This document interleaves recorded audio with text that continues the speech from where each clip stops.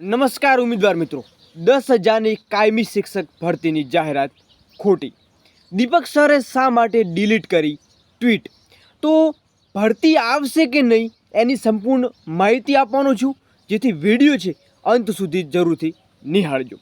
શું ઉમેદવારોને પહેલાંની જેમ ફરીથી લોલીપોપ આપવામાં આવશે? ખાલી દેખાવા સારું આ ટ્વીટો જોવા મળી રહી છે. તો મિત્રો, સંપૂર્ણ માહિતી માટે એકવાર છે વિડીયોને લાઈક ઠોકી તમારા મિત્રો સુધી જરૂરથી શેર કરવાનું ભૂલતા નહીં, જે લોકો કાયમી ભરતીની 10,000ની રાહ જોઈને બેઠેલા હતા.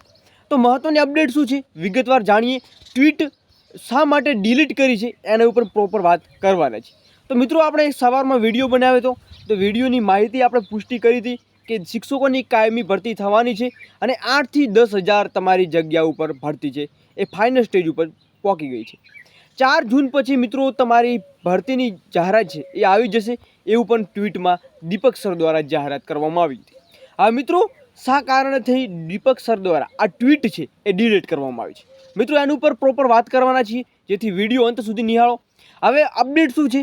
તો એક ભાઈએ પ્રશ્ન પૂછ્યો હતો એમને કે શા માટે તમે આ ટ્વીટ છે એ ડિલીટ કરી હતી? તો દીપક સર દ્વારા એમને રિપ્લાય આપવામાં આવ્યો છે કે હા, મારી ટ્વીટ છે, પરંતુ બિનજરૂર કોમેન્ટને કારણે મેં આ ડિલીટ કરી નાખી હતી. તો મિત્રો, 100% ફાઇનલ થઈ ગયું છે કે દીપક સર દ્વારા જે ટ્વીટ કરવામાં આવે છે એમાં કંઈ ને કંઈ સચ્ચાઈ પણ જોવા મળે છે. તો હવે જોવાનું એ રહે છે કે ક્યાં સુધીમાં, જૂન મહિનાના ક્યાં સુધીમાં 10,000ની ભરતી આવે છે. મિત્રો, આ 100% કન્ફર્મ થઈ ગયું છે કે ભરતી છે એ આવવાની રહેશે.